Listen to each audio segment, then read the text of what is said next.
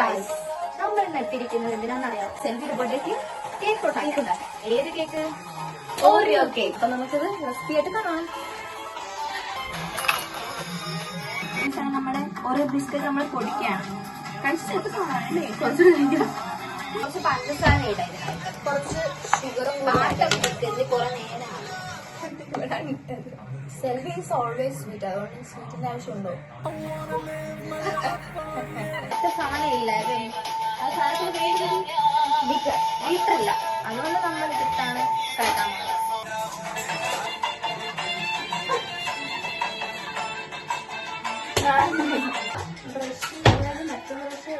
പല്ല് കഴിക്കണ ഇച്ചിരി പാല് കഴിക്കാം. ഇപ്പോഴാണ് കളർ അതുപോലെ വന്നത്.